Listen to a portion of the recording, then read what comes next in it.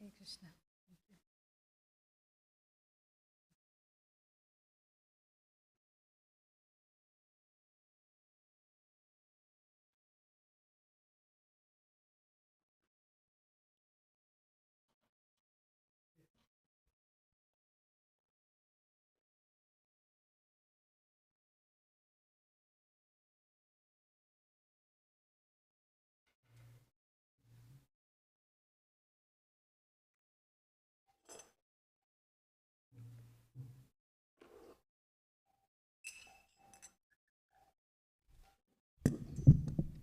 Hare Krishna.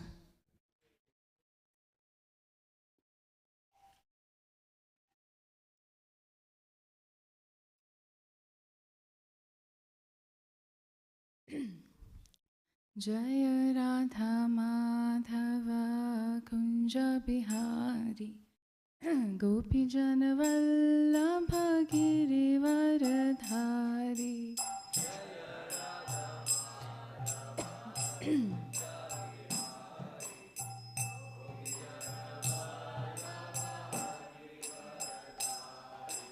Jaya Radha Madhava Kunja Bihari Gopi Jana Vallabha Girivaradhari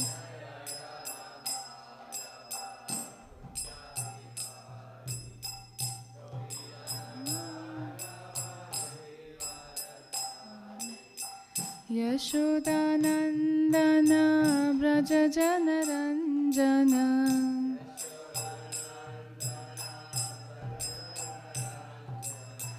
Yashodanandana Braja Janaranjana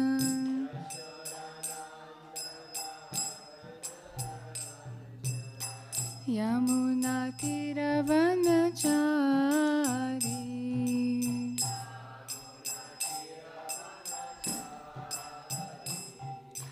Yamuna Tiravanachari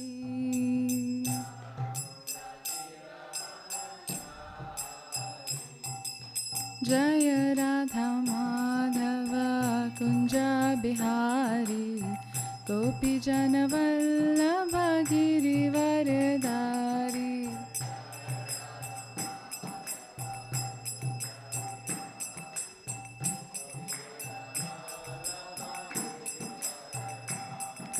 Jaya Radha Madhava Kunja Bihari Gopi Jana Vallabha Girivaradhari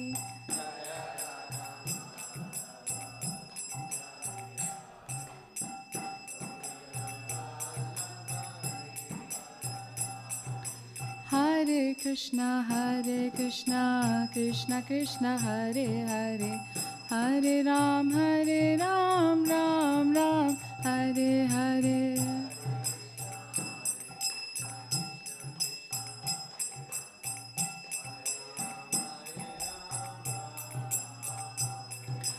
Hare Krishna, Krishna Krishna, Hare Hare, Hare Ram, Ram Ram, Hare Hare.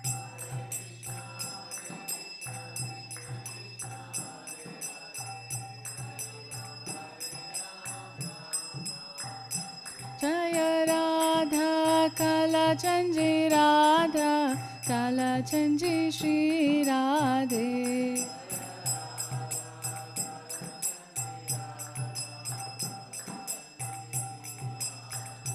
Jaya Radha, Govinda Radha, Govinda Shri Radhe.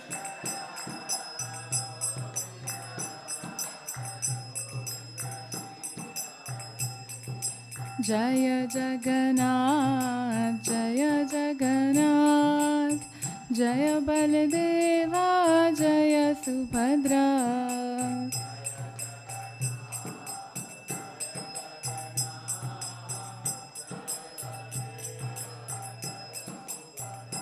Jaya Gauranitai, Gauranitai, Gauranitai, Jaya Gauranitai.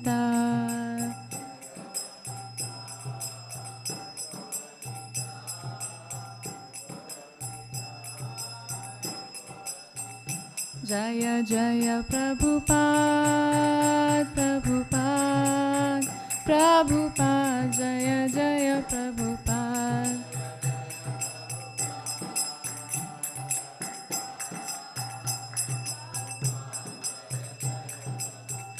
Jaya Jaya Gurudev, Gurudev, Gurudev, Jaya Jaya Gurudev.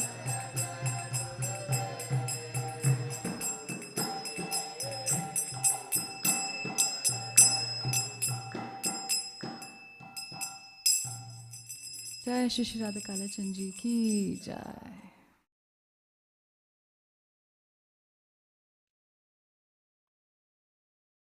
We have beautiful, beautiful music to the ears. Chandan is being prepared for Jagannath Ji.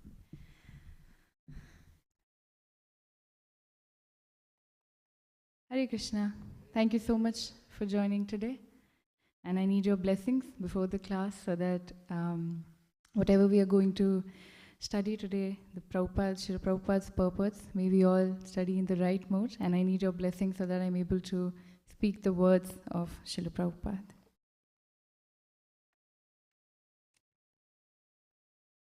So currently we are reading from Canto 4, Chapter 29.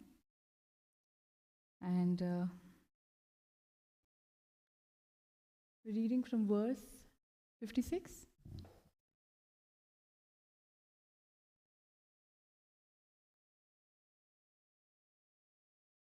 Yes, we're reading from 56 to 85. We'll complete this chapter today, 29th chapter.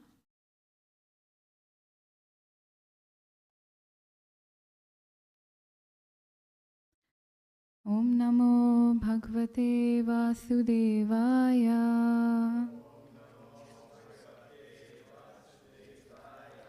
Om Namo Bhagavate Vasudevaya.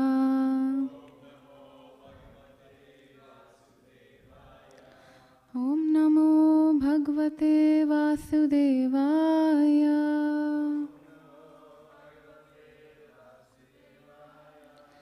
Narayanam namaskrityam naram chaiva narottamam devim saraswatim vyasam tato jayamudirayet nashtaprayesha bhadreshu nityam bhagavata sevaya bhagavati uttam shloke bhaktir bhavati naishtaki. Granthra Srimad Bhagavatam ki jai.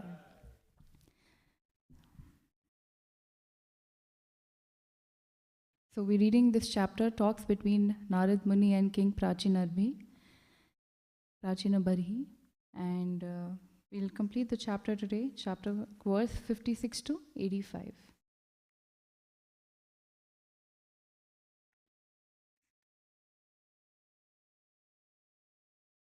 Okay.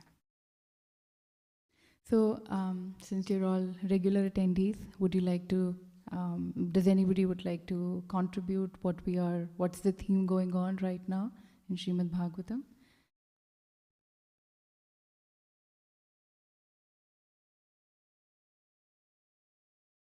Story of King Puranjana that Narada Muni told to King Prachinabarishat in order to make him understand that he's living like materialistic life and he's wasting his life. So now Narada Muni has been explaining more directly what the whole allegory means, and I guess the king is replying now. That's what I remember. Yes. Thank you. Anybody else?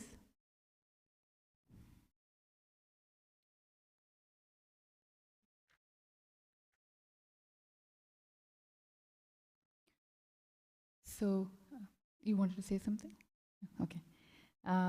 Yes, this is a conversation going on between Narad Muni and the king, King Prachina Barhi.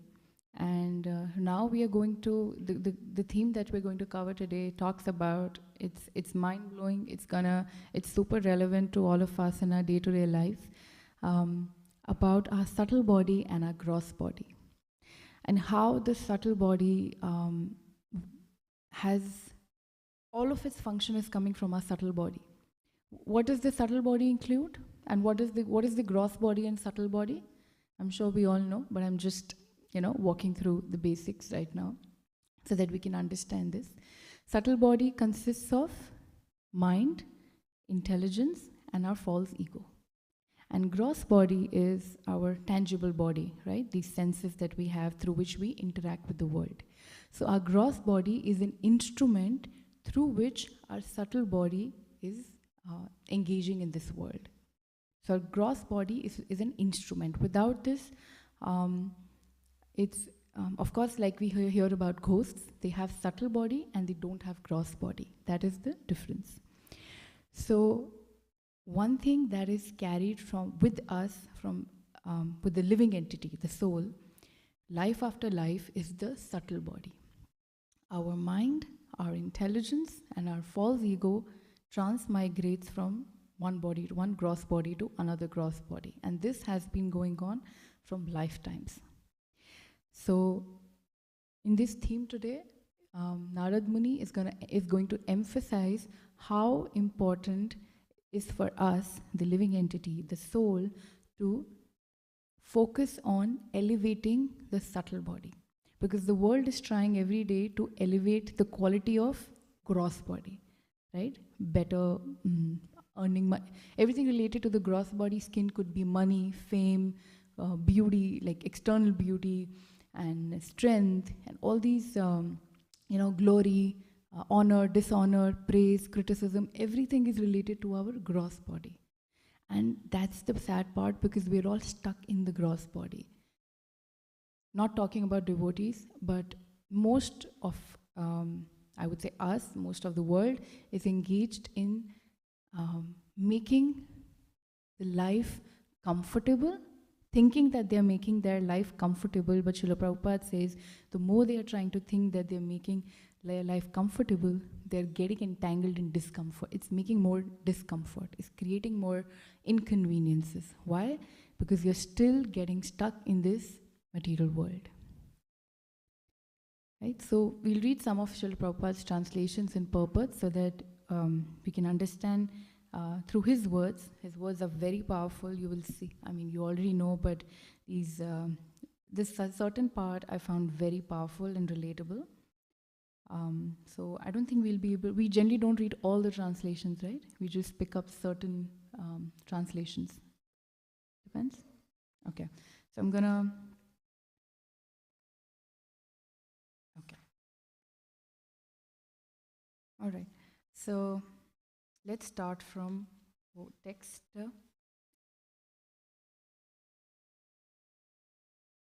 Okay, let's start from 56 itself, because here the king is starting the conversation. He's asking questions, And that seems important. We can read the translations from text 56, please.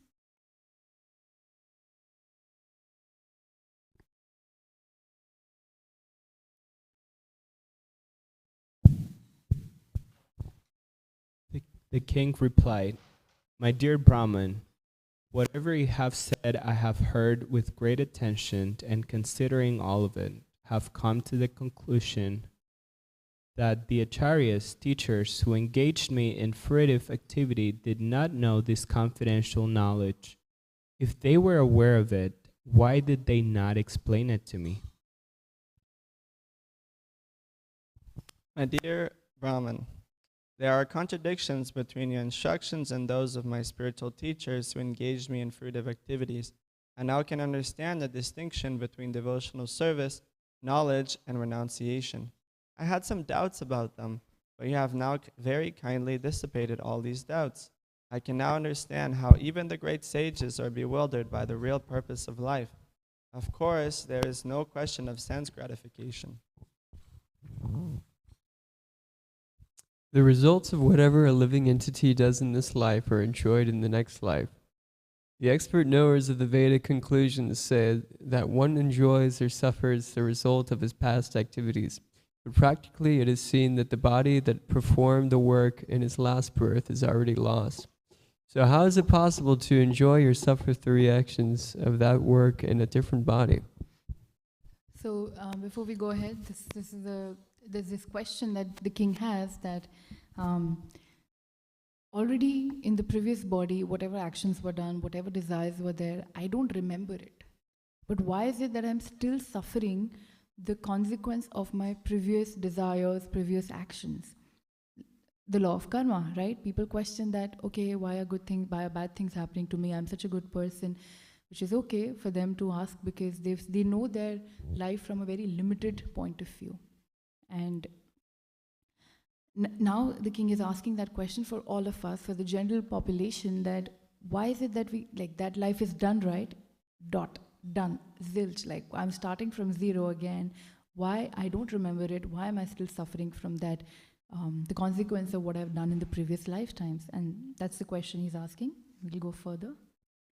The great sage Narada continued, "The living entity acts in a gross body in this life. This body is forced to act by the subtle body, composed of mind, intelligence, and ego. After the gross body is lost, the subtle body is still there to enjoy or suffer. Thus there is no change. The living entity, while dreaming, gives up the actual living body. Through the activities of his mind and intelligence, he acts in another body, either as God or a dog. As a god or a dog. After giving up this gross body, the living entity enters into either an animal body or a demigod's body on this planet or on another planet. He thus enjoys the results of the actions of his past life."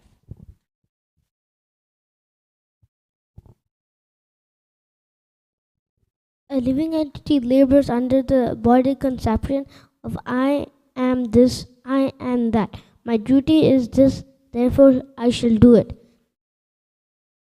These are all mental impressions, and all these activities are temporary. Nonetheless, by the grace of the Supreme Personality of Godhead, the living entity gets a chance to execute all his mental concoctions. He gets another body. This is a very important point, that by the grace of the Lord, we get another gross body.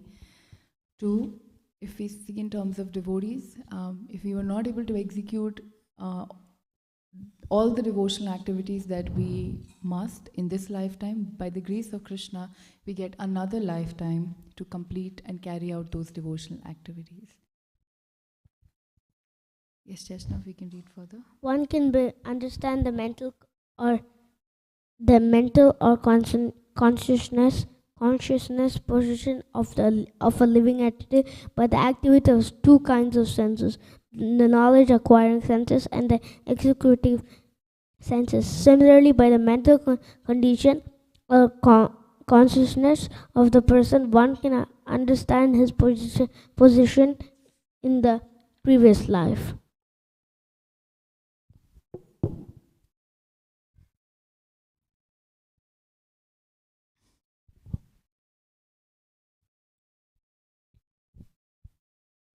Sometimes we suddenly experience something that was never experienced in the present body, by sight or hearing. Sometimes we see such things suddenly in dreams. Therefore, my dear king, the living entity who has a subtle mental covering develops all kinds of thoughts and images because of his previous body. Take this from me as certain. There is no possibility of concocting anything mentally without having perceived it in the previous body.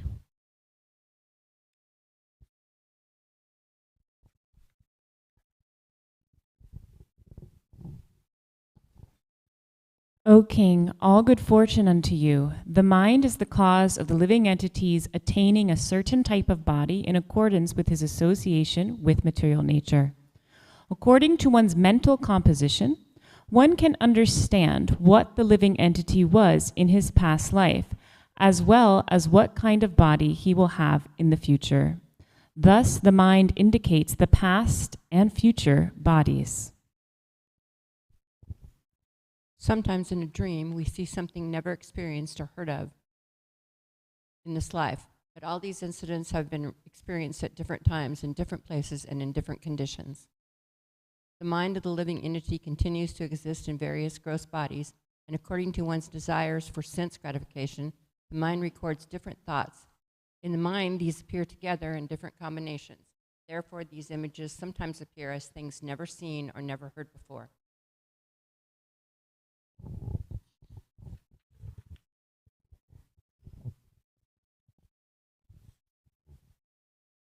Krishna consciousness means constantly associating with the Supreme Personality of Godhead in such a mental state that the devotee can observe the cosmic manifestation exactly as the Supreme Personality of Godhead does. Such observation is not always possible, but it becomes manifest exactly like the dark planet known as Rahu, which is observed in the presence of the full moon. As long as there exists the subtle material body composed of intelligence, mind, senses, sense objects, and the reactions of the material qualities, the consciousness of false identification and its relative objective, the gross body, exists as well. When the living entity is in deep sleep, when he faints, when there is some great shock on account of severe loss, at the time of death, or when the body temperature is very high, the movement of the life air is arrested. At that time, the living entity loses knowledge of identifying the body with the self. When one is a youth, all the 10 senses and the mind are completely visible. However, in the mother's womb or in the boyhood state, the sense organs and the mind remains covered, just as the full moon is covered by the darkness of the dark moon night.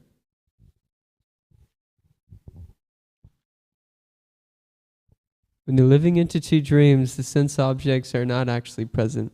However, because one is associated with the sense objects, they become manifest. Similarly, the living entity with underdeveloped senses does not cease to exist materially, even though he may not be exactly in contact with the sense objects. We can jump to 78, please.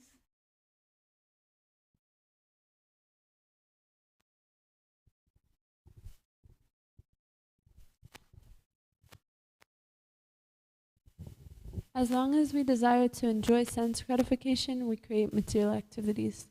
When the living entity acts in the material field, he enjoys the senses, and while enjoying the senses, he creates another series of material activities. In this way, the living entity becomes entrapped as a conditioned soul. You should always know that this cosmic manifestation is created, maintained, and annihilated by the will of the Supreme Personality of Godhead. Consequently, everything within this cosmic manifestation is under the control of the Lord.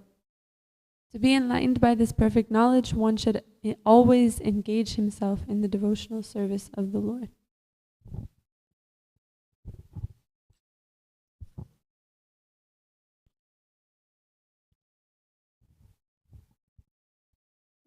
Can we skip to 83?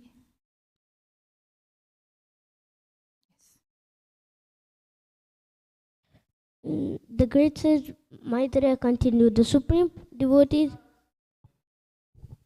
Jeshnav, can you read text 83? We can go further. Yes. My dear Vidra, one who hears this narration concerning the understanding of the living entity's spiritual existence as described by great sage Narada, or one who relates it to others, will be liberated from the bodily conception of life. Thank you.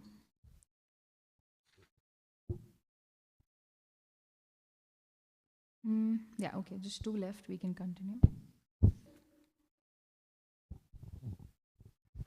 This narration spoken by great sage Narada is full of the transcendental fame of the Supreme Personality of Godhead.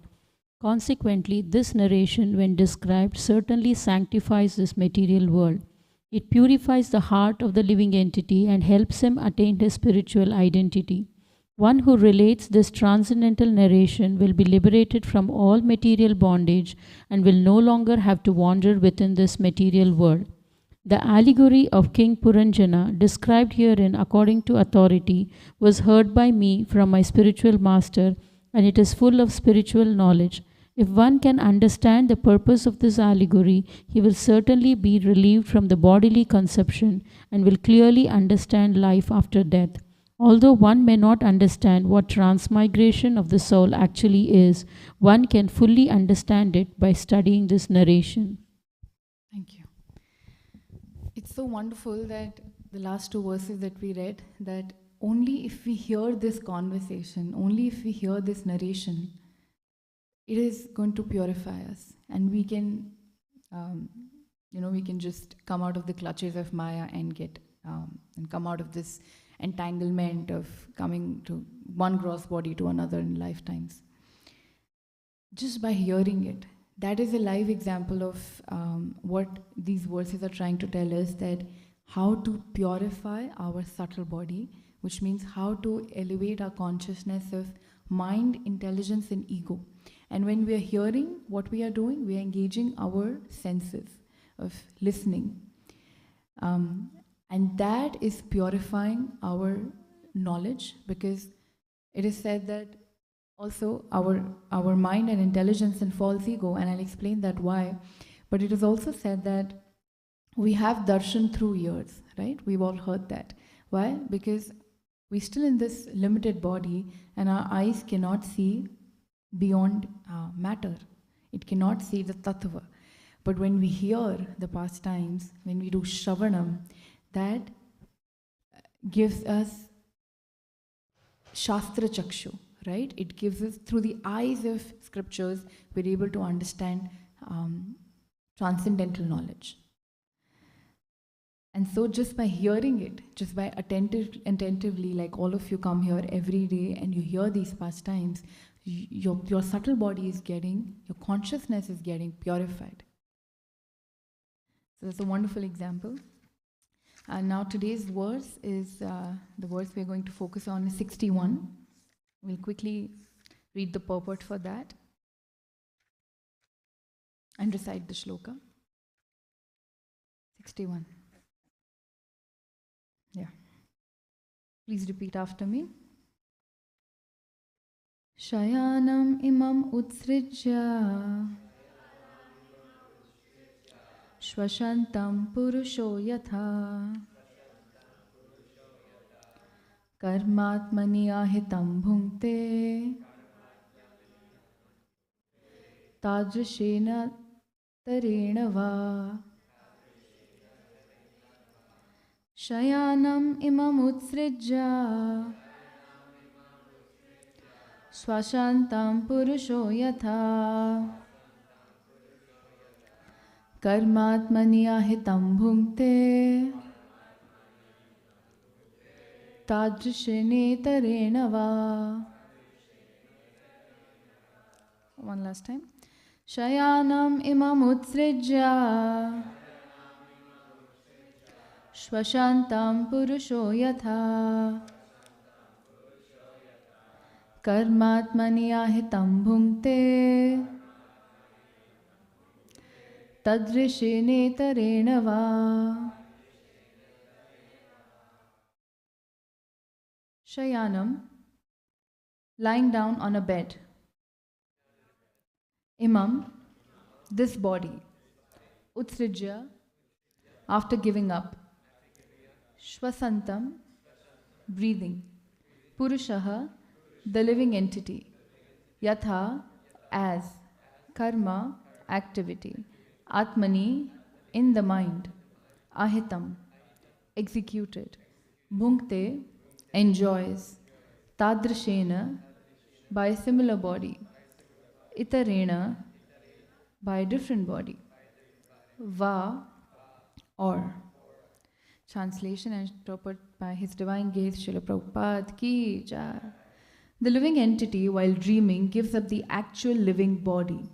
Through the activities of his mind and intelligence, he acts in another body, either as a god or a dog. After giving up this gross body, the living entity enters either an animal body or a demigod's body on this planet or on another planet. He thus enjoys the results of the actions of his past life. Purport. Although the root of distress and happiness is the mind, intelligence, and ego, a gross body is still required as an instrument for enjoyment. The gross body may change, but the subtle body continues to act. Unless the living entity gets another gross body, he will have to continue in a subtle body or a ghostly body. One becomes a ghost when the subtle body acts without the help of the instrumental gross body. As stated in this verse, Shayanam imam utrija shwasantam. The gross body may lie on a bed and rest, and even though the machinery of the gross body is working, the living entity may leave, go into a dream, and return to the gross body. When he returns into the gross body, he forgets his dream. Similarly, when the living entity takes on another gross body, he forgets the present gross body. The conclusion is that the subtle body, mind, intelligence, and ego creates an atmosphere with desires and ambitions that the living entity enjoys in the subtle body. Actually, the living entity is in the subtle body, even though the gross body apparently changes, and even though he inhabits the gross body on various planets. All the activities performed by the living entity in the subtle body are called illusory because they are not permanent. Liberation means getting out of the clutches of the subtle body. It's very important. Liberation means getting out of the clutches of the subtle body. Liberation from the gross body simply involves the transmigration of the soul from one gross body to another. When the mind is educated in Krishna consciousness or higher consciousness in the mode of goodness, one is transferred either to the upper heavenly planets or to the spiritual world, the Vaikuntha planets. One therefore has to change his consciousness by cultivating knowledge received from Vedic instructions from the Supreme Personality of Godhead through the disciplic succession. If we train the subtle body in this life by always thinking about Krishna, we will transfer to Krishna Lok after leaving the gross body. This is confirmed by the Supreme Personality of Godhead. Janma karma chame divyam evam yo veti tatvata taktva deham punarjanma neti mameti, so Arjuna. One who knows the transcendental nature of my appearance and activities does not, upon leaving the body, take his birth again in the material world, but attains my eternal abode, O Arjuna.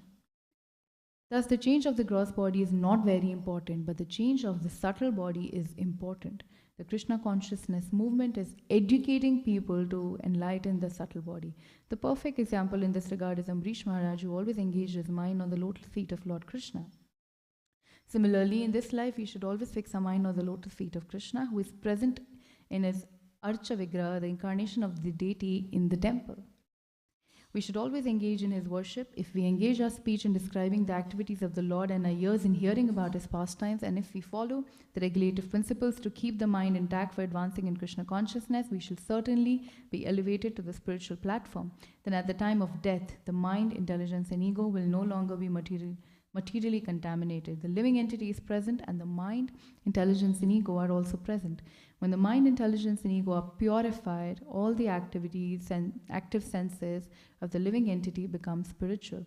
Thus, the living entity attains his Satchidanand form. The Supreme Lord is always in his Satchidanand form. The living entity, although part and parcel of the Lord, becomes materially contaminated when he desires to come to the material world for material enjoyment. The prescription of returning home back to Godhead is given by the Lord by himself in Bhagavad Gita 9.34. Man mana bhav mad bhakto mad yajim nam namaskuru Mami Vishesi Yuktevam Atmana Mad Parayanaha. Always think of me and become my devotee. Worship me and offer your homage unto me. Being completely absorbed in me, surely you will come to me. Jai. Om Jnanatimirandhasya Jnananjana Shalakaya Chakshurunmilitam Yena Tasmai Shri Guruve Namaha. Just skipping the Mangalacharan because we have very less time. Guru Maharaj ki jai, Srila Prabhupada ki jai. So, Krishna consciousness, our scriptures, Guru, Sadhu and Shastra, they are all working towards elevating our gross body or subtle body? Subtle body.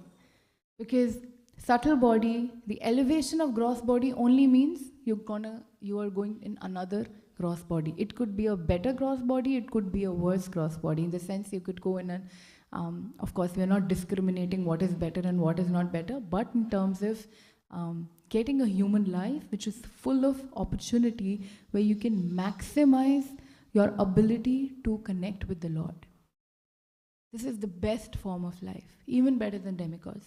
Even demigods are waiting, like this current Kali Yuga, where it is super merciful only by the grace of Harinam, by chanting the Lord's name, souls are getting purified and delivered, and demigods are waiting to come here to use this opportunity.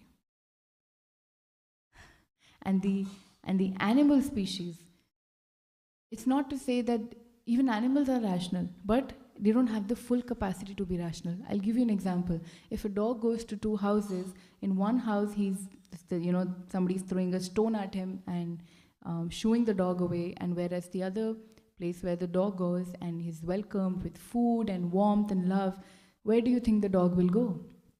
Next time he'll definitely go to the house where he's getting love. So dogs or animals have that rational. We can't say they don't have the intelligence at all. But human form of life, the intelligence is at a level where you can connect with the Lord, where you can ask the questions about the purpose of life, who am I, who is Krishna, who is Lord, all these questions. I mean, animals cannot have a discussion like this every day and discussing Srimad Bhagavatam or Bhagavad Gita. Maybe in Goloka that happens, but not here. So the point is that this form of life is very rare.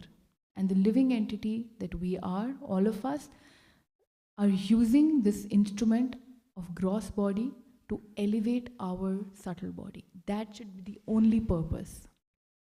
We are here to make our consciousness better. We are here to elevate our consciousness. So once Srila Prabhupada said that even this gross body gets purified when?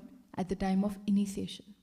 At the time of initiation, when you receive instructions from your spiritual master, and when you actually follow those instructions, that is a time where your subtle body is getting elevated, but also because you're using this gross body for services, for executing services, for reading, for hearing, for performing any kind of services for the Lord, is transcending your gross body. And that means when we actually hear words like spiritualizing the gross body.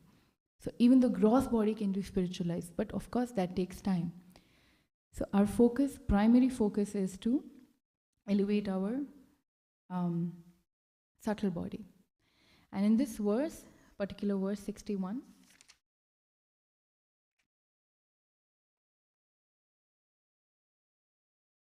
it talks about this question where the king asked that, why don't I remember and why am I suffering the deeds from my past lives? It's because we've all seen dreams, right? Every day, or couple of times in a week, or we all have certain dreams. When you're in a dream, are you conscious of your current gross body? No.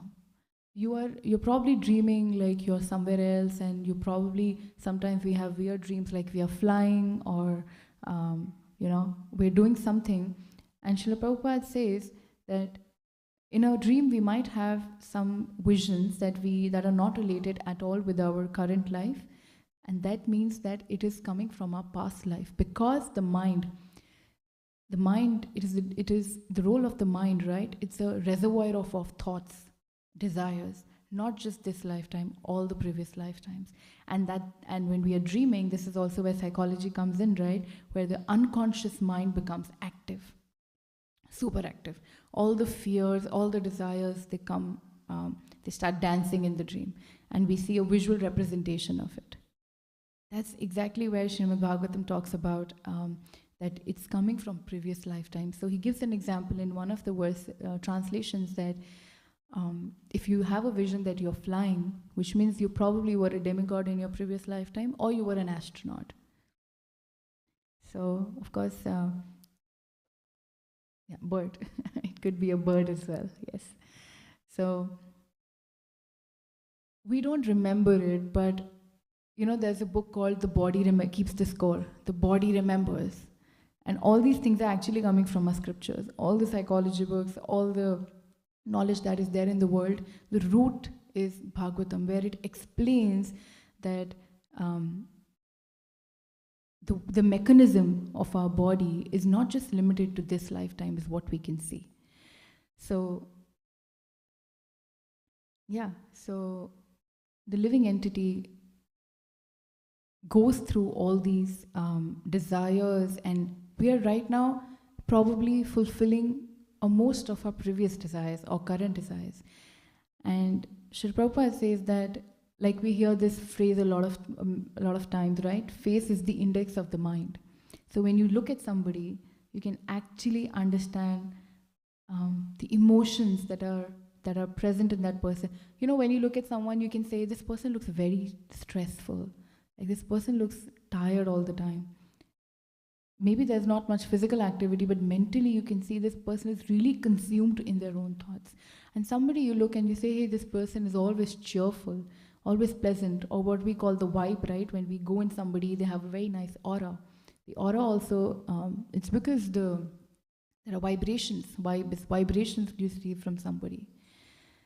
And you can actually look at someone when you engage with somebody, and based on their thoughts, emotions, and there's 3 functions, right?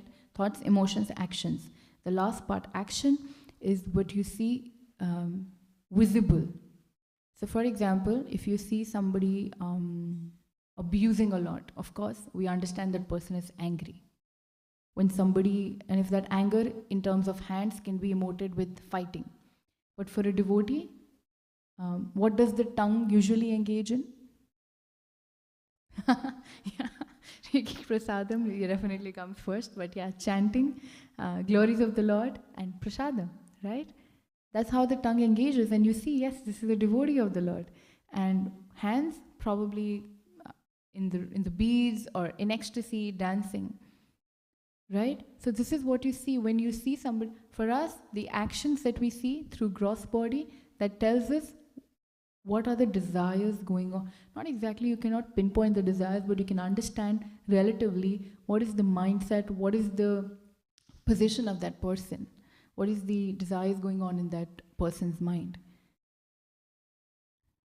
So,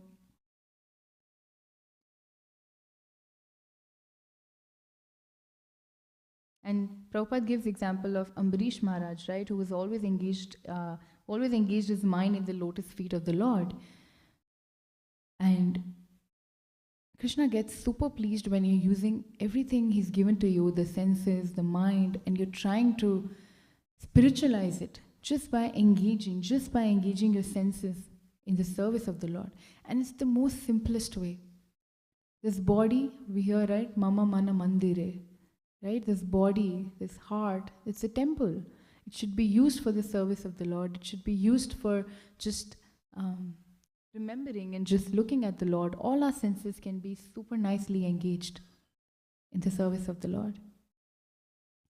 So, how that mind and intelligence and false ego is purified? Let's say when you're chanting. We always hear, right? Trinadapi Sunichena. Humbly. Right? When you say Kirtan Yasadahari, humbly chanting. How does chanting make us humble? Because we are constantly chanting the name of the Lord, which means we are chanting someone's name who's above us, who's superior to us. and we are constantly chanting their name, it makes us humble. Also because the Harinam is extremely purifying, extremely humbling. And also because the Hare Krishna Mahamantra means we are asking for the service of the Lord. Who will you serve when you're at you're a position of a servant and you want to serve someone? That makes us humble. And it's vice versa, like chanting makes you humble and humility increases your quality of chanting. It's both ways. And the false ego will automatically be purified because we've understood what is our innate eternal position. Jivara Swarupa Hoy Krishna Nityadas. Our eternal position is that we are the servant of Lord Krishna. So automatically the false ego is also getting purified because false ego is going to true ego. What is the true ego? That we are the servants of Krishna. And mind will automatically get purified just when you... What is a mind basically? It's a streamline of thoughts. And how are thoughts produced? How are thoughts produced? With the interaction of the senses with the sense object. So we know the hierarchy, right? Sense object, senses, mind, intelligence, false ego, soul, like soul that we are, super soul. Right? It starts with when the senses react with the sense object. Now, if my sense object is listening to music that is in mode of passion or mode of ignorance, I'm hearing very if the words are not nicely used in that music and whatever lyrics are there, of course the thoughts coming to my mind it'll be in my language. Then the people around me, I will talk in a very insensitive language, right? That will be my verbatim. But if I'm engaging with devotees and I see they're always saying Hare Krishna, Dhanush Pranam, always glorifying everyone, then even if that doesn't come naturally to me, but that comes naturally to my soul, and still I'm forcing my, let's say in the beginning, okay, I have been taught that whenever I see a devotee, I say Hare Krishna. Automatically it becomes, practice, and the mind gets used to it. So it's a very small example, but you see how deep it goes, that just your sense object needs to change. That is where your intelligence is playing a role in choosing where do I need to go right now, what do I need to avoid, and where do I need to engage myself. Is this helping in my spiritual practice? Okay, one biggest question that you can ask yourself, is this helping my gross body or my spiritual body, my subtle body? Which means, is this helping me at my bodily platform or at my spiritual platform? Now, a lot of times devotees mistake that they neglect the gross body at all. No, that's not what we should be doing. Because Krishna has given us this gross body and we have to take good care of it as well. If we are not taking care of our health, then we cannot take care of our spiritual body as well. If you're always in pain, then how can I chant, right? We feel that difficult, we face that difficulty. I mean, we're not at the very pure level that even if, the blood is oozing out and we're like, Hare Krishna, Krishna Krishna, Hare Hare. Very nice chanting we are doing. I mean, we're not at that level. But there are devotees who can do that, who, people who are hospitalized, we see Prabhupada disciples, they're still chanting because they are at that level. But for us, if we take care, basic necessities that is important to take care of our body, our health, our basic needs, right? Food, security, basic needs that we have. We take care of that, then we are able to take good care of our spiritual needs as well. So I don't want to go over time. So we can pause here, even though a lot of things that I can say. But maybe if there are any questions, we can engage in that. Thank you so much. Hare Krishna. So anybody has any comments, any realization, or any questions, please feel free to discuss with us.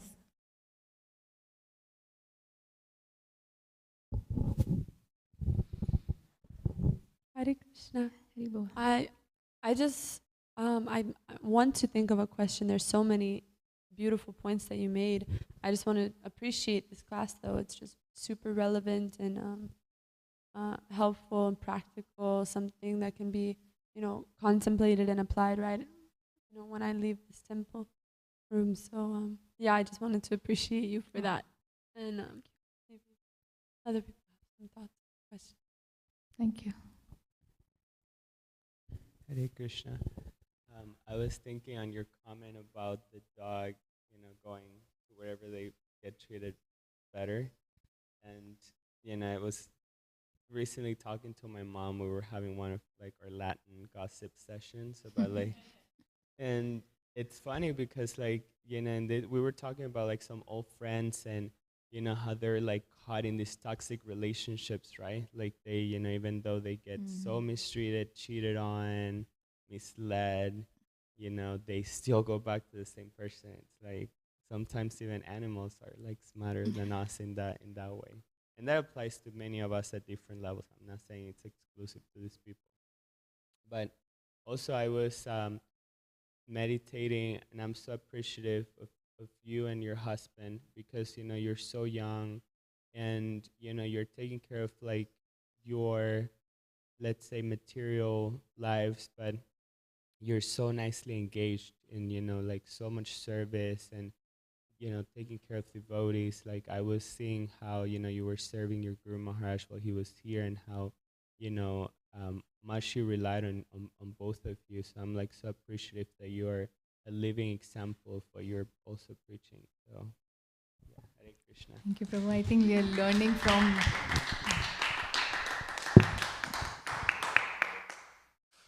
Thank you so much, Prabhu. I hope we are able to fulfill what you just said. You're able to live that. But yes, we are learning from devotees around us. They are always serving.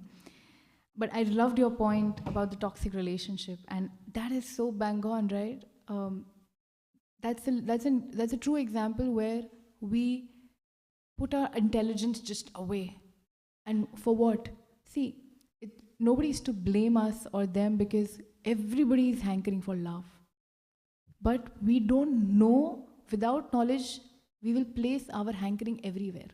That's called, in Bhagavad Gita, this theme is addressed as misplaced surrender. Everybody wants to surrender. They don't like the word, but everybody surrenders somewhere, in a job, in a relationship, to their boss, to their spouse, to their children, to community, to the Lord. Everybody surrenders. That's the nature of the soul. But we misplace that surrenderance because we don't know where to surrender. So when we engage in a toxic relationship, is first we want to fulfill the need of love, but we are putting it in a wrong place because we think this person can give me what I want. And we think that it'll come. Of course, it's because of trauma, previous trauma, that they think that love means abuse. That's the level of that's because that's material world. We get entangled in so much. We feel because it's again not pure love, and that is why we're trying to attract everybody to Krishna consciousness because it's not that they're already attracted, but you're trying to remind it to them that this is where you need to come. Yeah, but I really like that point. Thank you for sharing that. Hare Krishna. Anybody else? Yes, Prabhu.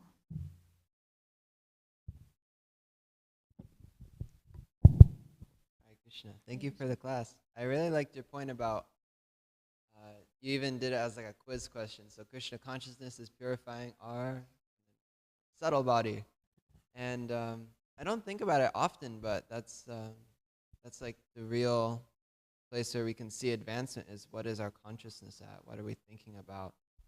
And so often, I think about my body. Oh, Krishna consciousness purifies my body, I'm more bald now, or, this and that. But it's actually the subtle body which is getting, the bulk of the purification. And then the second point you made was that the physical body will follow the subtle body in the sense that our actions will follow the purity of our subtle body. So I just thought that was really nice breakdown of how Krishna consciousness actually works on purifying us. Thank you. Thank you for bringing us back to the core point. And if you think about it, just last point, I don't want to keep you away from Prasadam. If we don't elevate our consciousness, then it is already degrading. Because we're engaging in the material world, it's constant, because what we hear, gossip, criticism, you didn't do well, you're not good enough, and then we internalize that dialogue and we tell ourselves, I am not good enough, what am I doing? Even as devotees, we doubt ourselves.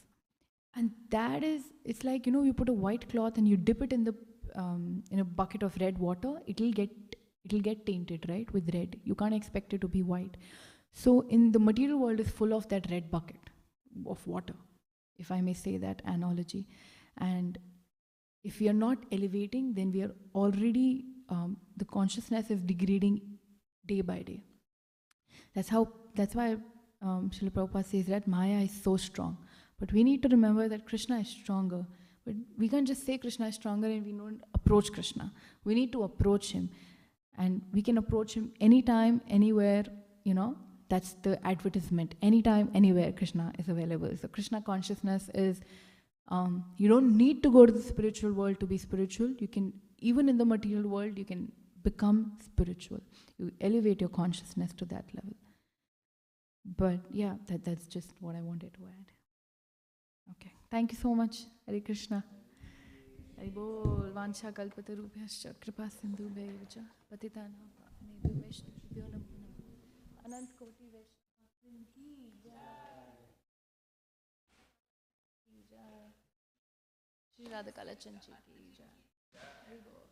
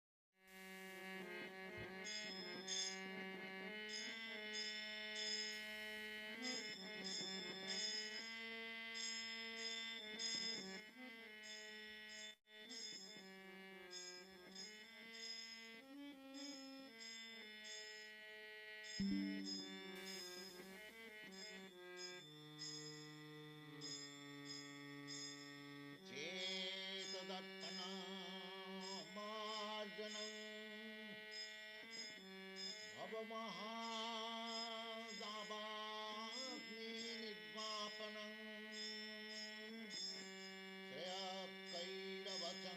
श्रेयकैरवचन्द्रिकावितरणं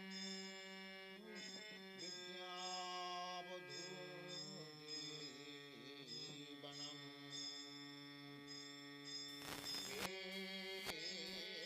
एतदर्पणमार्जनं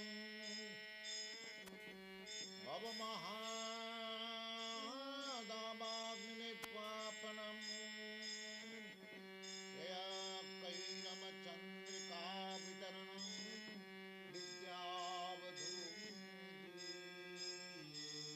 विद्यावधूजीवनम् आनन्दाम्बुदीवर्धनम्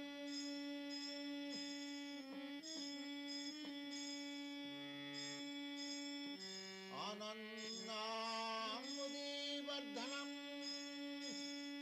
प्रतिपदं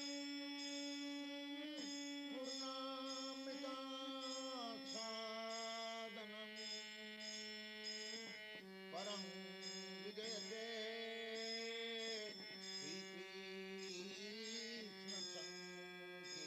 श्रीकृष्णसङ्कीर्तनम्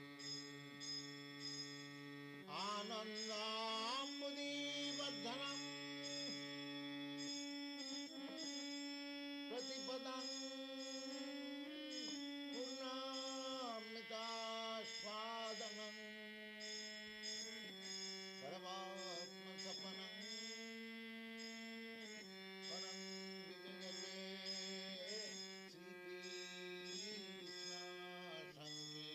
श्रीकृष्णसङ्कीर्तनम् एतदर्पणमार्जनं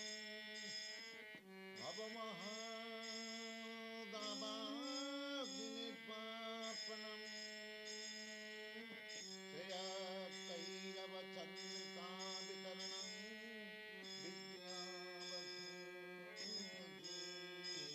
विद्यावधूजीवनम् एतदर्पणमार्जनम्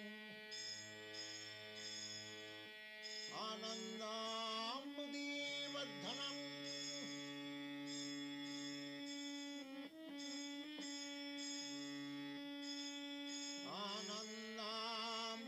आनन्दाम्बुदीवर्धनम् प्रतिपदम्